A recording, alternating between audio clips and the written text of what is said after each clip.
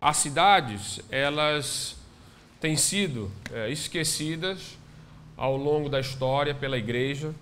Desde o período monástico, houve uma tendência dos cristãos se retirarem das cidades, porque a cidade era um centro de pecaminosidade, um centro de devassidão, de corrupção. Então, para mantermos santos, vamos nos retirar da cidade.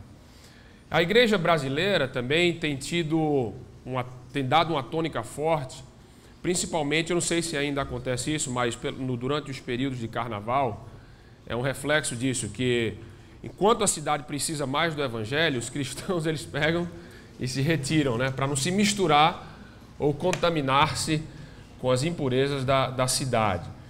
Então, hoje pela manhã, eu ia gastar mais tempo, não vou poder gastar muito tempo por causa da hora, que já é avançada.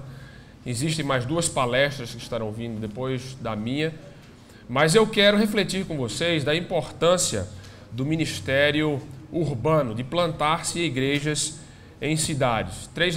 4 razões, 4 coisas que a gente vai ver hoje pela manhã. Primeiro, por que nós temos que alcançar as cidades? Segundo, o que precisamos saber sobre as cidades, qual deve ser o nosso conhecimento em relação às cidades. Terceiro, o que precisamos saber sobre igrejas em cidades.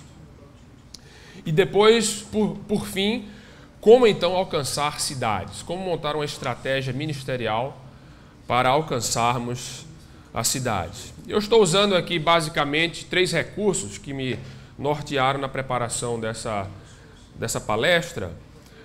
O primeiro tem sido os ensinamentos do Tim Keller, que tem desenvolvido muito em relação ao ministério urbano, em diversos papéis que ele tem escrito, e também o exemplo ministerial que ele tem dado em Nova York, em Manhattan, para onde os recursos de plantação de igrejas têm ido para grandes cidades a partir da Larry Redeemer. Então eu tenho aprendido muito com ele, que por outra vez aprendeu muito com o professor que ele teve no seminário Gordon Conwell, que é o Harvey Cohn. É uma outra fonte que eu tenho aqui para citar. O Harvey Cohn, ele foi um dos pioneiros em desenvolver uma teologia para o contexto urbano. Uma outra fonte que eu tenho usado bastante, que é um livro que vocês podem adquirir, que acho que já foi traduzido em português, porque eu já li uma resenha na internet sobre esse livro, que já foi traduzido em português, de Edward Glaser, O Triunfo da Cidade. É um livro excelente. Ele não é cristão, ele é um antropólogo sociólogo, mas é um livro muito bom que fala sobre a importância das cidades. Tá certo? Então, essas são mais ou menos as fontes que depois daqui, para dar continuidade ao conhecimento, é um assunto vasto, que exige muita exploração, muito estudo. Então, essa aqui pelo menos são 3 fontes que vocês podem recorrer. Tá? Então, primeiro, por que temos a alcançar as cidades? Existe um caso que pode ser traçado na Bíblia sobre a importância das cidades dentro do plano de Deus. Eu tenho um amigo no Recife, o pastor Sérgio Lira, que escreveu um livro sobre a cidade para a glória de Deus. E ele também trata de uma forma muito sábia e muito balanceada a importância da cidade. Mas a Bíblia, ela é uma história de uma cidade. Esse é o que o Tim Keller sempre fala. Que quando Deus, no mandato cultural, no Jardim do Éden, em que ele cria o homem, coloca ele no contexto do jardim, depois cria a mulher e ele diz para ambos: sede fecundos e multiplicai. A intenção de Deus, o que estava na mente de Deus naquele momento, é que não apenas Adão e Eva tivessem muito sexo e tivessem muitos filhos, que também estava no projeto de Deus, faz parte do projeto de Deus, a questão do ser fecundos, mas é que a intenção de Deus desde o jardim é que Adão e Eva formassem uma civilização que viessem honrar e glorificar a Deus. Que eles usassem do conhecimento, da arquitetura, da economia, desenvolvessem essas coisas, desenvolvessem a terra para que uma cidade fosse formada em que Deus fosse glorificado. Mas nós sabemos que Adão e Eva falharam nessa missão e acabaram em vez de construírem uma civilização que viesse honrar e glorificar a Deus, eles partiram para um outro sonho de criarem uma civilização que viesse a trazer honra e glórias ao seu próprio nome. E aí, nos primeiros capítulos de Gênesis, você vê a questão da história da Torre de Babel, que foi um monumento criado para que a humanidade pudesse gloriar em si mesmo. E essas têm sido as histórias da cidade a partir da queda. Mas nós sabemos que o projeto salvífico de Cristo é restaurar tudo que Adão e Eva falharam em cumprir a sua missão no Jardim do Éden. Então Jesus ele chega para tomar o projeto em que Adão e Eva não completaram. E a prova disso é que você vê, por exemplo, em Apocalipse 21, versículo 1 a 5, o seguinte texto, você lê o seguinte texto. Eu vi um novo céu e uma nova terra, porque já se foram o primeiro céu e a primeira terra, e o mar já não existe. E vi a santa cidade, a nova Jerusalém, que descia do céu da parte de Deus, adereçada como uma noiva ataviada para o seu noivo. E ouvi uma grande voz vinda do trono que dizia: Eis que o tabernáculo de Deus está com os homens, pois eles habitará, e eles serão o seu povo, e Deus mesmo estará com eles. Ele enxugará de seus olhos toda lágrima, e não haverá mais morte, nem haverá mais pranto, nem lamento, nem dor, porque as primeiras coisas são passadas. E o que estava assentado sobre o trono disse: Eis que faço novas todas as coisas. E acrescentou: Escreve, porque estas palavras são fiéis e verdadeiras. Então o projeto de Deus é concluído a partir de Cristo, no que Adão e Eva falharam, na cidade de Deus que desce e se faz morada aqui na terra, e em que todas as coisas, então, que caíram, encontram sua restauração com essa vinda da cidade de Deus. Eu não acho que é à toa, por exemplo, que quando os apóstolos, os discípulos do Senhor Jesus Cristo, após a sua ascensão, iniciam seu ministério, eles quase que ignoram as regiões rurais e se concentram nas grandes cidades. O ministério paulino é um ministério que é caracterizado pela plantação de igrejas em grandes centros urbanos daqueles dias. Eu não creio que era apenas por questão estratégica, mas eu creio que também que era o apóstolo Paulo e os demais apóstolos, eles estavam fazendo isso de um ponto de vista, de um ponto de partida teológico.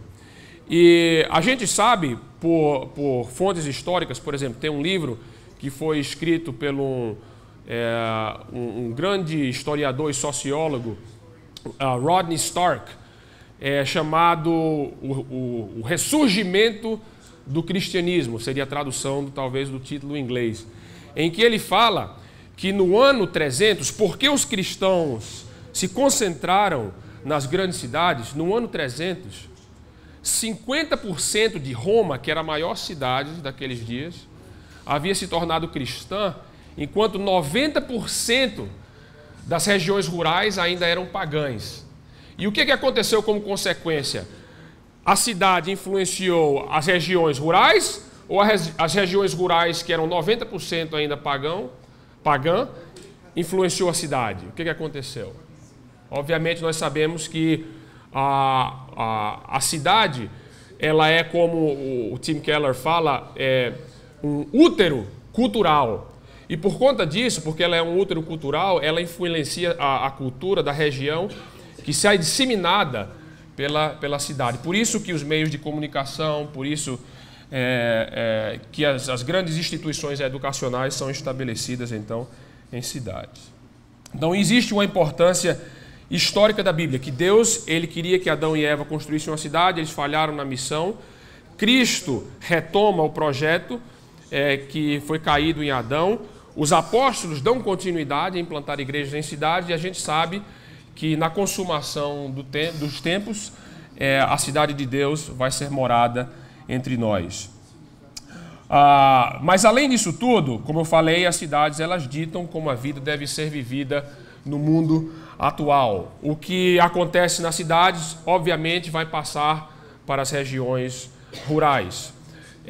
Em terceiro lugar, existe uma necessidade de alcançar novas gerações, porque nas cidades existem a maior concentração de jovens. E a gente sabe que um estudo saiu recentemente que nas grandes agências de notícia, de mídia, em Nova York ou em Hollywood, quem forja o pensamento cultural que está por vir não são os grandes CEOs, mas é a classe trabalhadora jovem que está lá dentro, que é inovadora. Então, existe uma necessidade da igreja concentrar o ministério nas cidades, porque ao influenciar a cidade culturalmente com os valores do reino, com os valores do evangelho, obviamente, demais regiões serão influenciadas. Eu falei ontem também que uma das razões por que eu e minha esposa nos mudamos para Miami foi por causa da importância cultural que Miami tem, não apenas para a América Latina, mas também para o futuro dos Estados Unidos. E o Rio de Janeiro é uma cidade que está crescendo. O Brasil, ele está em franca ascensão. Estão falando até, saíram 2 artigos no Miami Herald, que é o jornal lá de Miami, que estava dizendo que o centro comercial da América Latina, que é Miami, está se movendo em direção a São Paulo, pelo crescimento econômico que está acontecendo aqui no Brasil e por representar a maior economia da América Latina. Então, existe uma importância muito grande de vocês entenderem que tem que se plantar igrejas em cidades, principalmente nesse polo aqui de Rio e São Paulo. Certo? Além disso tudo, o mundo está caminhando para a urbanização. Mais da metade da população global hoje vive e habita em cidades. Saiu um outro estudo que também disse que daqui a 5 anos não vai existir uma área no planeta que não vai haver cobertura de internet ou recepção de celular. Então, o mundo cada vez mais está se tornando interconectado e como a maior parte da população global hoje em dia habita-se em cidades, assim vai ter continuidade então a essa sequência. Na década de 80, eu estava escutando alguém falando sobre isso, que na década de 80 haviam 100 cidades que tinham uma população acima de 1 milhão. Hoje existem mais de 500 cidades com a população acima de 1 milhão. Então, aqui estão algumas razões por que devemos alcançar a cidade. Porque existe uma importância bíblica, porque as cidades ditam como a vida deve ser vivida no mundo atual. Tudo é forjado na cidade, nas grandes instituições acadêmicas, na mídia, a política. Terceiro, porque existe uma necessidade de alcançar as novas gerações. Quarto, o mundo está caminhando para urbanização. Essa é a razão por que temos que alcançar a cidade. Em segundo lugar, o que precisamos saber sobre a cidade? E naquele livro que eu referenciei no começo, do Eric Glazer, a gente tem alguns fatos. Mas ele fala o seguinte, que cidades são centros de aglomeração.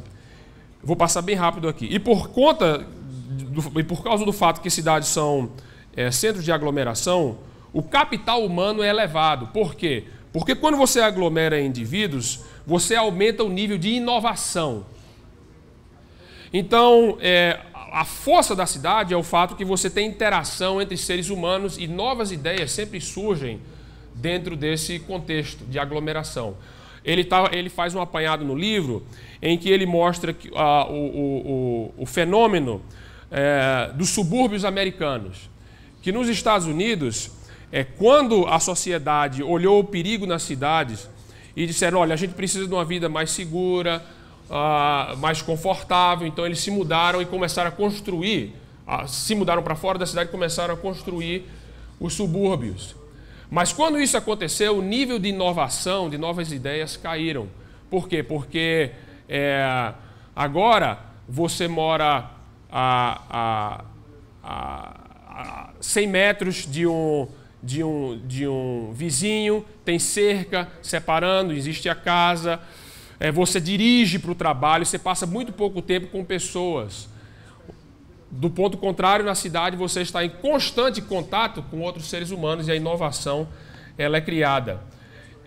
Eu estava lendo também no livro que ele trata no capítulo 3, é interessante, sobre o problema da pobreza nas cidades.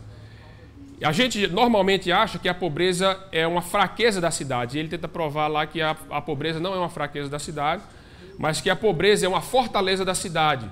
Porque se não fosse pela cidade, não havia aglomeração de pobres que saem das regiões rurais. A maioria daqueles que fazem parte das camadas mais pobres na cidade, eles saem de regiões rurais e não são aqueles que estão na cidade por conta de que estão na segunda, ou na terceira, ou na quarta geração, mas eles saem das regiões rurais para a cidade com oportunidade de crescer na vida, porque as cidades oferecem isso aí. E ele trata dos problemas das favelas da Índia, e ele também no capítulo ele usa como caso de estudo as favelas no Rio. Eu não sei, da perspectiva dele, de um gringo olhando para dentro da nossa realidade, se ele realmente entende, mas um dos argumentos dele é o seguinte: ele fala assim do nível de inovação que existe nas favelas para se resolver os problemas que lá existem dentro dela. E isso é possível por conta da questão da aglomeração. Então, na cidade, porque existe aglomeração, o capital humano é elevado, e porque o capital humano é elevado, existe mais probabilidade de inovação. Em terceiro lugar, o que precisamos saber sobre igrejas em cidades? Quando você vai plantar uma igreja na cidade, o que você deve estar sensível? Qual o conhecimento que você precisa ter para que você seja eficiente ao plantar igrejas em cidades? Primeiro, você precisa ter uma sensibilidade cultural, que a cidade ela é um conjunto.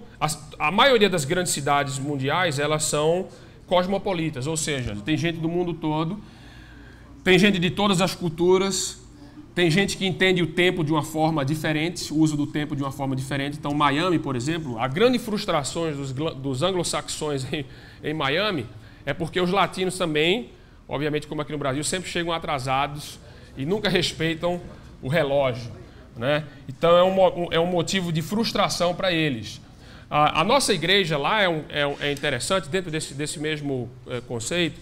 A nossa igreja lá, desde que nós replantamos a Crossbridge hoje em dia ela tem 32 nacionalidades representadas. Antigamente, com o grupo que estava lá, em que estavam prontos a vender a propriedade e dar fim ao projeto, o grupo que existia anteriormente era um grupo de mais ou menos 40 indivíduos, a faixa etária média 72, 73 anos, os adolescentes tinham 65. E a grande maioria era branca anglo-saxã. E a transformação que existiu na igreja foi uma transformação fantástica, porque não apenas a transformação existiu no fator cultural, na diversidade cultural, mas na diversidade econômica. Lá nós temos milionários cultuando com os mais pobres da cidade. Temos também uma diversidade de gerações, temos pessoas idosas, também como temos pessoas muito jovens.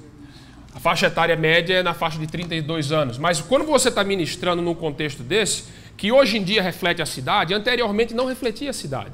A igreja que estava lá naquela localização, e passou 30 anos, ela se esqueceu de que Miami cresceu, mudou, se inovou, e por conta disso eles ficaram para trás. O Sérgio Lira, ele conta uma parábola urbana muito interessante, e ele diz o seguinte, que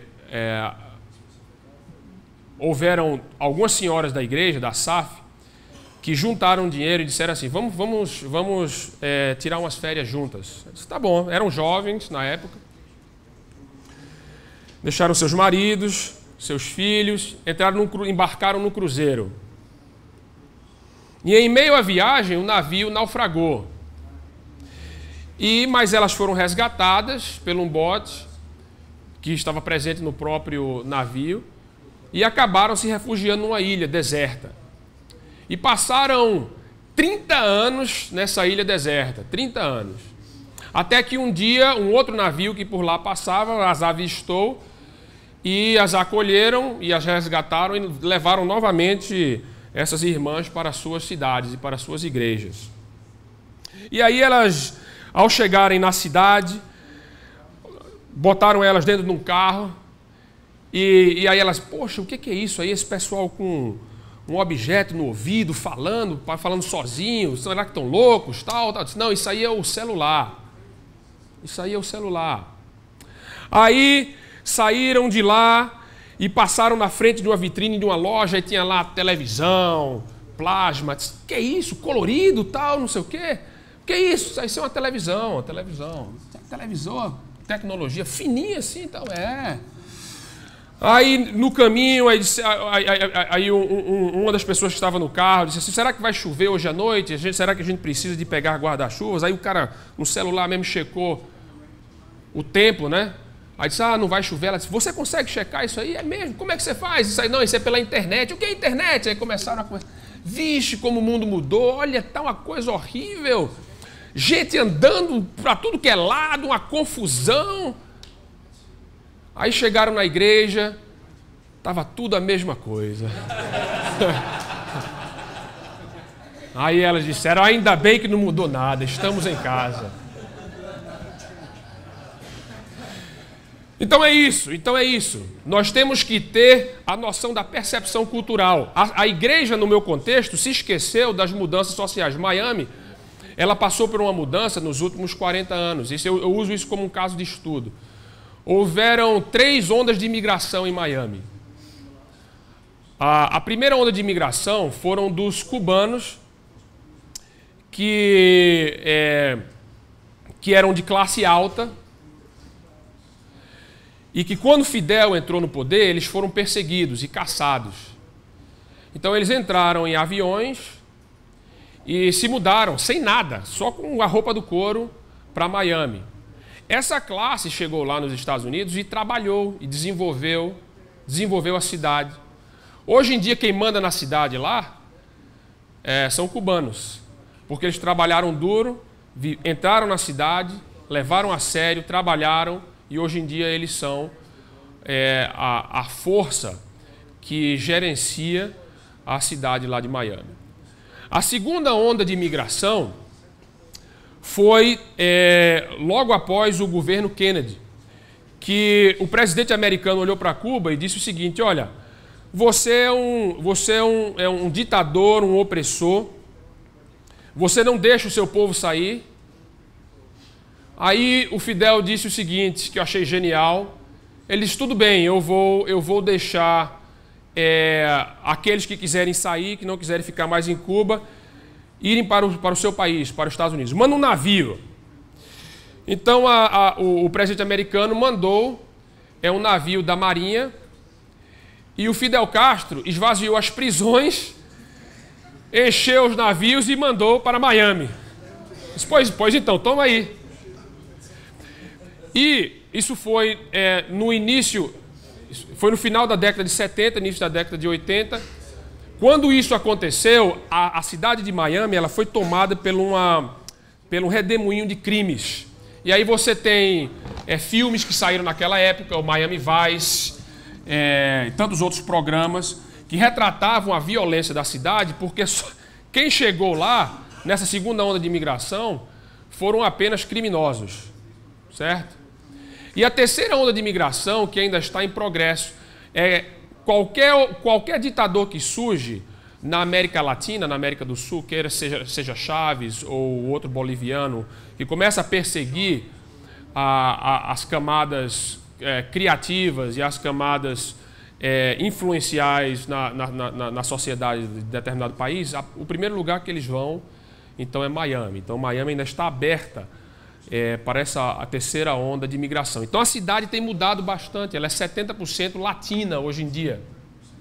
Mas a igreja ela se esqueceu dessas mudanças culturais e continuaram a reproduzir cultos que apenas comunicavam para a sociedade branca anglo-saxã. E em muitos dos casos, com a mudança que começou a acontecer na cidade, porque a ética latina de fazer negócios é uma, certo? A forma de se relacionar com outro ser humano latina é outra. A mordomia da cidade latina é outra. Então eles olharam, isso aqui está um caos, muitos deles que não aguentaram mais, migraram para o norte, para as cidades do norte. Então a cidade realmente foi entregue a esse novo grupo que entrou na cidade. Então a igreja deixou de contextualizar-se. Mas até hoje, por exemplo, eu tenho que ser muito sensível aos comentários com que eu faço do púlpito, porque na minha igreja existe uma diversidade muito grande, quer seja econômica, quer seja cultural, quer seja social. E se você vai plantar igrejas em cidades, você também tem que ter essa sensibilidade, que na sua igreja vai existir diversidade cultural, que na sua igreja vai existir diversidade econômica, que na sua igreja vai existir diversidade social. Então, o ministério, tanto do púlpito como o ministério do dia a dia da vida da comunidade, tem que ter isso, tem que ter isso na sua consciência. Segundo, temos que ter uma sensibilidade social. Um dos fenômenos que nós estamos notando, que o Antônio até falou na primeira noite do encontro, é que muitas pessoas que não são crentes, professores de universidades, ou que trabalham no governo, ou que estão na mídia, têm estado naturalmente atraídas ao movimento do Rio de Paz. Por quê? Porque com a abertura dos meios de comunicação e o acesso à informação hoje em dia, aquelas pessoas que cresceram, estão crescendo nesse período nas cidades, elas estão a par do que acontece no mundo inteiro. Eu me lembro quando eu era menino, e eu morava lá nos Estados Unidos, porque eu saí, eu estou pensando que eu ainda estou lá. Mas quando eu morava nos Estados Unidos, quando eu era menino, eles me perguntavam, de onde é que você veio? Aí eu disse, eu vim do Brasil. Eu disse, lá como é que é? Você tem os índios são seus amigos, eles brincam com arco e flecha, tal, na rua. Como é que é? Mora na floresta, tem macacos lá na sua casa, como é que é? Hoje em dia, esse tipo de comentário quase que não existe mais. Por quê? Porque mesmo que exista um interesse norte-americano de focar única e exclusivamente nos direitos, na história e no contexto do seu país, não se pode mais fazer isso. Porque a informação hoje em dia é globalizada. Então eles veem os problemas que acontecem na África, veem os problemas que acontecem na Ásia, veem os problemas que acontecem na América Latina. E esse grupo, essa classe criativa que hoje em dia existe nas cidades, elas estão a par das injustiças sociais, não apenas lá fora, mas nas suas cidades, e elas querem fazer algo em benefício disso. Parte também do ponto de vista de que o homem urbano ele tem se distanciado da questão da religião, e ele vê a única necessidade, ele repõe essa necessidade de conectar-se com Deus a fazer o bem ao ser humano. Então, se você planta igrejas em cidade, mas você não tem uma consciência social, você não ganha a credibilidade daqueles que vivem nas cidades e que não frequentam igrejas. Porque eles pensam que tudo que você está preocupado é juntar dinheiro, construir grandes templos, manipular pessoas emocionalmente falando, e então você perde totalmente a sua credibilidade. Isso sem falar do que eu falei ontem, que o ministério social, ele é parte das boas novas do Evangelho. Ele não é um patamar em que você usa para subir depois de fazer obras sociais. Ele não é uma plataforma que você pode subir agora para pregar o Evangelho, mas ele faz isso, ele dá credibilidade ao seu ministério dentro de um contexto urbano. Terceiro, se você for plantar igrejas em cidades, você tem que ter consciência da interatividade entre a fé e a vocação. Por quê? Porque se a visão de se plantar igrejas em cidades é para que exista uma mudança, uma transformação cultural, você tem que automaticamente compreender que a cultura ela só é modificada, ela só é transformada se os advogados entenderem as implicações do Evangelho para a sua vocação no dia a dia. Se os empreendedores e empresários entenderem as implicações do Evangelho no que se diz a fazer negócios. Se os artistas da cidade, que são cristãos, entenderem as implicações do Evangelho na arte que ele produz para a cidade. Então, por exemplo, na nossa igreja, nós, partindo desse ponto de vista, nessa consciência, nós criamos uma ONG que ela é voltada para servirem os artistas da nossa cidade. Então, a nossa igreja, se você entrar lá, ela é uma galeria de artes também. Temos quadros de diversos artistas da cidade, que não são necessariamente crentes, e nós fazemos exposições de artes, uma a cada trimestre, onde nós temos um conselho de curadores, e eles avaliam a cada projeto que é submetido. Nós colocamos a arte desses artistas, quer seja plástica, quer seja musical, em exposição, e convidamos a cidade, o bairro, a igreja, para apreciarem a beleza, mas não apenas para isso, mas para comprarem, para apoiarem o ministério, a vocação desses artistas na cidade.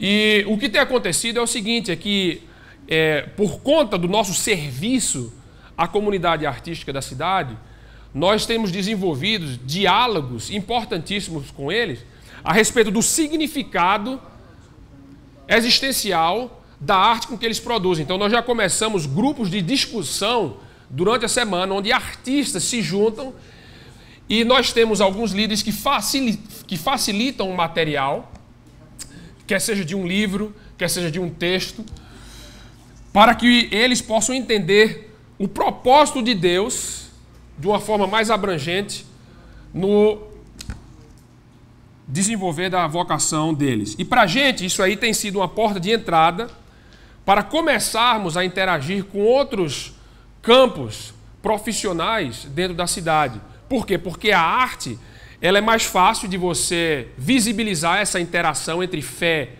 e vocação, mas uma vez que isso é estabelecido, você pode começar a abrir o leque e começar a abranger outras profissões. Então, isso aqui nós levamos muito a sério. Nesse final de semana passado, agora, nós tivemos um fórum onde trouxemos um doutor da Universidade Brown, que é um cristão também envolvido com a Fundação Bach, e tivemos um fórum voltado para a fé e a vocação, baseado na teologia do trabalho bíblica. Porque nós queremos estar sempre estimulando os nossos membros de como exercerem a vocação espiritual deles no contexto da vocação secular. Que no conceito de Calvino não é separado, mas essas duas coisas estão unidas. E, obviamente, ponto 4 e 5, uma evangelização intertribal. Eu acho que é importante plantar-se igrejas que venham alcançar determinadas tribos, mas o que está acontecendo hoje em dia e o que o futuro está prometendo, que vai existir uma fusão cada vez mais de tribos. Então a igreja que quiser ser bem sucedida no contexto urbano, ela tem que aprender a trabalhar de uma forma intertribal, certo? A sensibilidade urbana também. Precisamos ter uma sensibilidade urbana, ou seja, sabendo dos desafios que as pessoas da nossa comunidade enfrentam por viverem no contexto urbano. É questão de trânsito, é questão de depressão e assim por diante. Vocês sabem o que eu estou falando. Quarto lugar, e mais importante, como alcançar as cidades. E a proposta que eu quero trazer para vocês é o desenvolvimento de um ecossistema do Evangelho.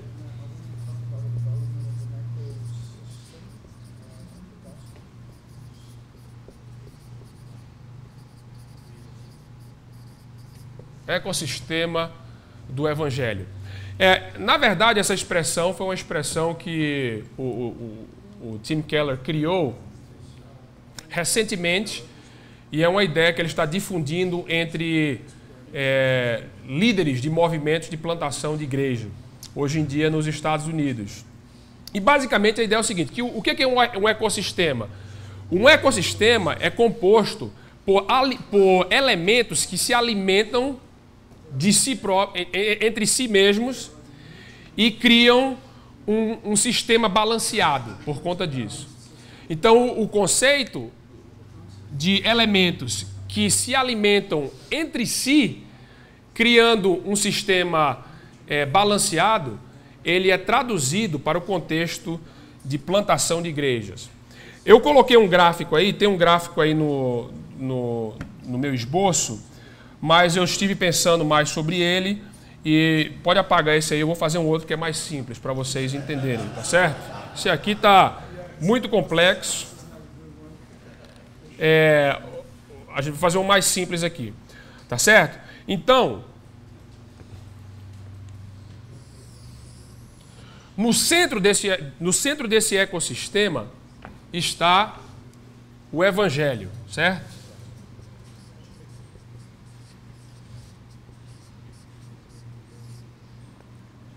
O Evangelho puro e holístico. Não é apenas o que eu falo, é uma continuidade do que eu falei ontem, do que todos os outros palestrantes têm falado até agora. Não é um Evangelho que apenas visa transportar seres humanos da terra para o céu, mas é um Evangelho que visa reconciliar, participar do projeto salvífico de Cristo para reconciliar todas as coisas para com Cristo, certo? Então é um Evangelho que tem uma preocupação espiritual.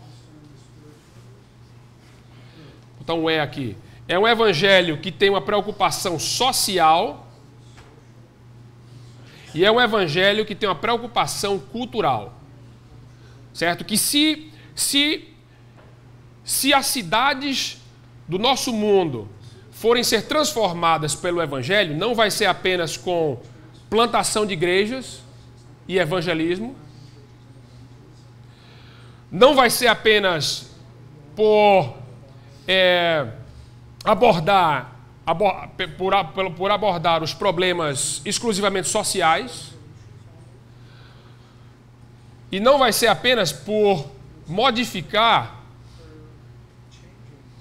o aspecto cultural, onde a cultura é forjada a partir do ponto de vista das vocações, certo? Então, se uma cidade for ser transformada pelo Evangelho, para que ela venha se aparentar cada vez mais com a cidade que Deus está construindo, a cidade que Deus está trazendo no novo céus e a nova terra, na consumação dos tempos, o Evangelho ele vai ter que ter todas essas implicações aqui, porque ele na Bíblia ele tem todas essas implicações.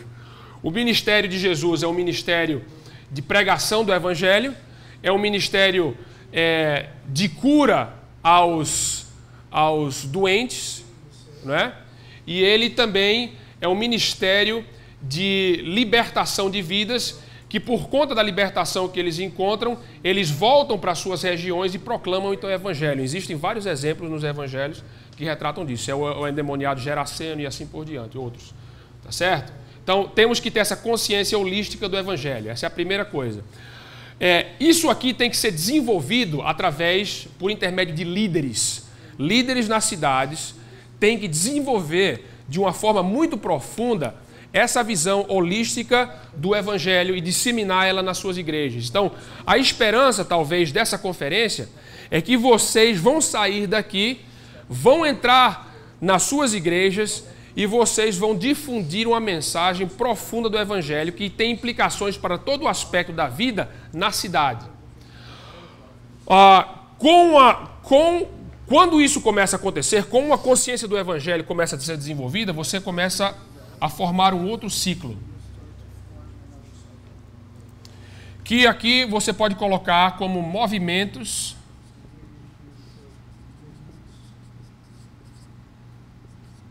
de plantação. É o seguinte, nenhuma igreja, por maior que seja, por mais recursos que possua, ou pela teologia correta que ela tem, em relação ao Evangelho ou à fé reformada, vai conseguir transformar uma cidade. Nenhuma igreja vai conseguir essa façanha. Ninguém vai conseguir isso. Temos que ser realistas. E nenhum movimento singular vai conseguir transformar a cultura de uma cidade, que venha refletir mais a cidade de Deus do que a cidade dos homens. O que você precisa é uma diversidade de movimentos de plantação de igrejas nas cidades que estão orbitando em volta do Evangelho,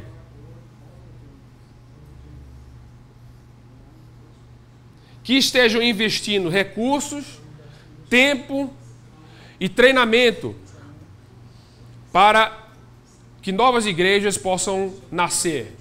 E tem que ter uma interatividade entre esses movimentos. Então é importante que tenha um movimento da Atos 29 aqui no Rio, mas é importante também que tenha o movimento da Redeemer, que esteja presente. É importante que tenha o movimento da IPB, é importante que tenha o movimento de outras denominações presentes e que líderes desses movimentos conversem e cheguem à conclusão do Evangelho. A experiência é o seguinte, é que quando já existem movimentos estabelecidos, para se chegar a essa consciência é mais difícil.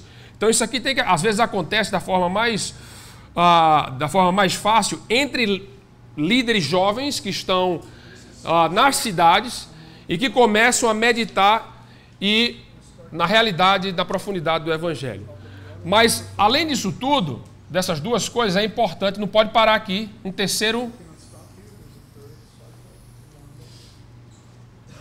uma terceira esfera, que seriam aqui composta por ministérios para-eclesiásticos.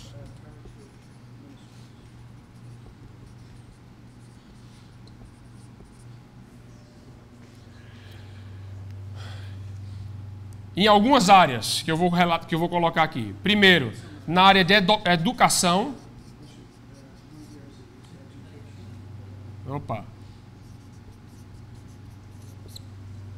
Nas áreas de educação, ou seja, instituições educacionais, tanto do ensino médio, como seminários, que cultivem uma visão positiva da cidade e que vejam a importância de integrarem a vocação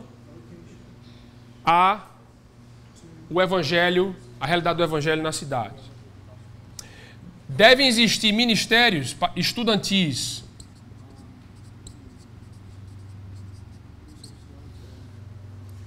entre estudantes universitários, entre adolescentes.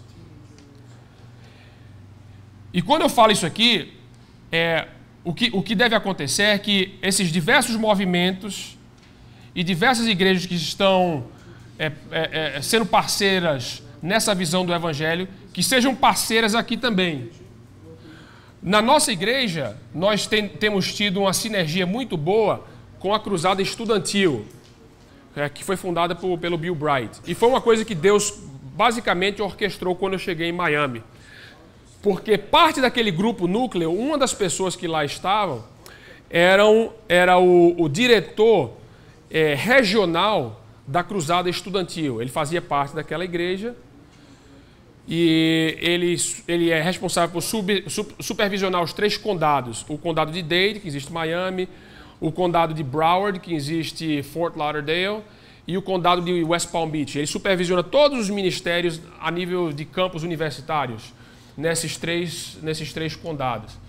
E ao chegar lá, como a nossa igreja é do lado da Universidade de Miami, uma das coisas que nós estávamos pensando é de criar um ministério da igreja da Universidade de Miami, sendo que para você entrar na Universidade de Miami, que é uma universidade privada, existe uma dificuldade muito grande por conta do controle que eles têm a grupos religiosos ou grupos evangélicos a terem acesso ao campus.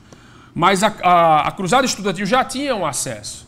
E o cara que era o diretor da Cruzada Estudantil, ele participava já da igreja. Então, nós criamos um ministério de parceria com eles para que não sobrepujéssemos o que eles estavam fazendo ou o que nós estávamos fazendo. Então, a tendência de alguns ministérios estudantis é de tentar repor igreja no campus. Nos Estados Unidos a realidade é um pouco diferente, porque os campos são residenciais. E às vezes, para o aluno ir para uma reunião lá, tem culto, tem oração, tem estudo bíblico, ele tem a mentalidade de, então não preciso ir para a igreja, porque eu tenho tudo aqui. E a gente tentou provar para ele como o que eles estavam fazendo lá, apesar de serem expressões da Igreja de Cristo, não podia repor a igreja. E então começamos uma parceria em que nós começamos a treinar os líderes jovens da Cruzada Estudantil na Universidade de Miami, através de uma ferramenta de liderança que nós temos na nossa igreja, para que eles voltassem para o campus e fizessem o ministério deles entre os estudantes no campus.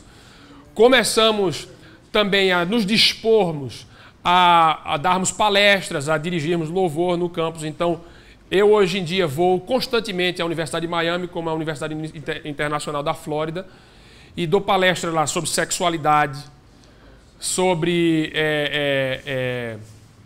política, sobre a vida devocional. O que eles precisam de mim, eu fazer debates com ateus, nós estamos disponíveis. E o que tem sido interessante é que agora esse modelo de parceria entre a Cruzada Estudantil e uma nova igreja tem sido uma referência para a Cruzada Estudantil no estado da Flórida de forma geral. Então, eu já fui para a cúpula, eles me chamaram para a cúpula da Cruzada Estudantil, que na verdade a Cruzada Estudantil é a maior organização para-eclesiástica do mundo. Vocês sabiam disso, né? Existem 10 mil funcionários, certo? Então, nós já estamos encorajando que a Cruzada Estudantil em outras cidades procurem oportunidades de trabalhar em parceria com novas igrejas que precisam de novos líderes e eles também precisam de líderes no campus. E quando você faz isso, existe uma sinergia muito legal. Por exemplo, na nossa igreja, nós temos cerca de 60 a 70 alunos da Universidade de Miami que frequentam todas as semanas e fazem parte dos grupos que são oferecidos nos campos todas as semanas. Nós mandamos vans para a Universidade de Miami para trazer os alunos. Então, para a nossa igreja, isso tem sido uma bênção. Por quê? Porque o jovem ele traz muita energia. No ministério, ele tem muita energia para fazer ministério, para cultuar e tal. Então, isso atrai outras pessoas da cidade, mas, ao mesmo tempo, nós estamos destilando essa visão do Evangelho e a importância de exercerem a vocação deles para a cidade. E estamos falando duas coisas para eles. A primeira coisa é a seguinte: quando vocês terminarem o curso, não voltem para as suas cidades do interior, não. Fica na cidade. Nós estamos pedindo com que eles se comprometam pelo menos por 5 anos em Miami, para que a gente possa, daqui a 5 anos, começar a ver alguma diferença na vida da nossa cidade. Então, nós encorajamos eles para ficarem na cidade. Encorajamos eles a servirem na igreja e darem continuidade, se ficarem na cidade, a ministrarem, continuarem a ministrar em parceria com a Cruzada Estudantil nos campos. Então isso está sendo encorajado e é algo que a igreja não pode se esquecer, tá certo? Precisamos também estabelecer centros de aconselhamento. Por quê? Porque a maioria da assistência psicológica que os nossos membros procuram está na psicologia secular, que às vezes, não em todos os casos, existe graça comum, nós sabemos disso, mas que em muitos casos é contrária à realidade do Evangelho, de lidar com questões como pecado, como questões da autoimagem. Então, um dos nossos projetos também no futuro é estabelecer um centro de aconselhamento, onde psicólogos que têm uma visão do Evangelho estejam trabalhando em conjunto, em parceria com todas essas igrejas de uma diversidade de movimentos que existem na cidade, para tratar dos males psicológicos e emocionais das pessoas da nossa cidade. À luz do Evangelho, sempre à luz do Evangelho. Tem que ter ministério para as artes, que eu já falei. Tem que ter ministérios para vocação.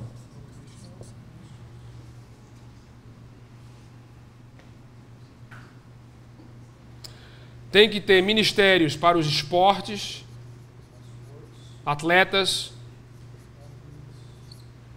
E, acima de tudo, tem que ter um ministério de oração unificado para o centro da cidade. E se você estudar as histórias dos avivamentos, você vai ver oração. Se você estudar as histórias dos avivamentos, você vai ver que nenhum avivamento aconteceu sem um ministério forte nas cidades, onde unificava líderes e movimentos e organizações para-eclesiásticas para a oração, para que Deus viesse e intervisse na sua realidade. É possível acontecer uma transformação na cidade do Rio de Janeiro, por exemplo, em que a cidade do Rio de Janeiro ela seja mais justa, mais bela, mais limpa, que existam mais igrejas e que mais pessoas cultuem ao Deus verdadeiro e estejam mergulhadas na realidade do Evangelho? Existe. Tem um livro, eu vou falar mais duas coisas e vou acabar por aqui. Existe um livro chamado The Tipping Point, por Malcolm Gladwell. Eu não sei como é que seria a tradução, vou botar aqui em inglês. Tipping Point. Em que ele diz que para a cultura, para uma determinada cultura ser modificada, você precisa na faixa de 11% dos seres humanos, das mentes que existem nessa determinada cultura, quer seja uma empresa, quer seja uma sociedade, quer seja um condomínio, que estejam a par e que estejam comprometidas com a nova ideia. E ele dá lá vários exemplos que encontra no livro, mas um dos exemplos que esse livro ele confirma é o ministério do Chuck Colson. Você já ouviu falar no Chuck Colson? Nos Estados Unidos, isso aqui é até um encorajamento para vocês do Rio de Paz. Nos Estados Unidos, o Chuck Colson tem um ministério muito forte nas prisões. E ele diz o seguinte, que quando você começa a pregar o evangelho nas prisões e batizar presos, é uma coisa fantástica. E ele diz o seguinte, que quando mais de 10% dos presos se convertem ao cristianismo, tem uma transformação de vida, a cultura da prisão é completamente modificada. Antes de 10%, existem alguns grupos evangélicos, cristãos lá que se reúnem, fazem estudo bíblico, cultuam, mas a partir de 10%, você tem uma mudança na cultura da cadeia, dos policiais, dos presos e etc, etc.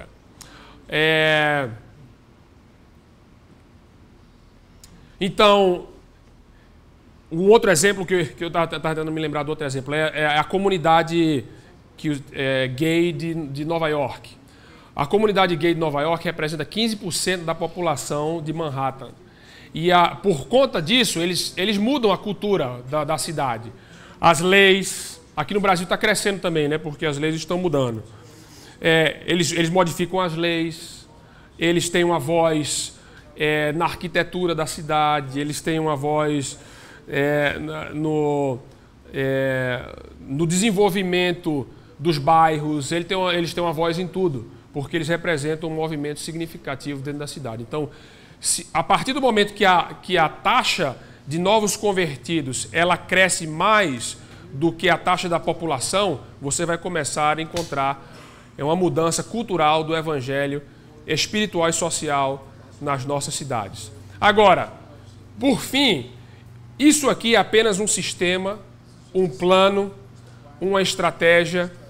Deus nos deu inteligência para que nós pudéssemos tratar planos e traçar planos e traçarmos estratégias. Mas no final de tudo, nós necessitamos de uma combustão espontânea externa. Isso aqui não é espontâneo, isso aqui é intencional, mas nós dependemos de uma combustão espontânea eterna. E eu acho que talvez um exemplo disso seria o exemplo de Elias, que nós podemos construir o altar colocarmos as pedras, os elementos em seus devidos lugares, mas se o Deus Santo não aparecer e queimar o altar, não acontece nada.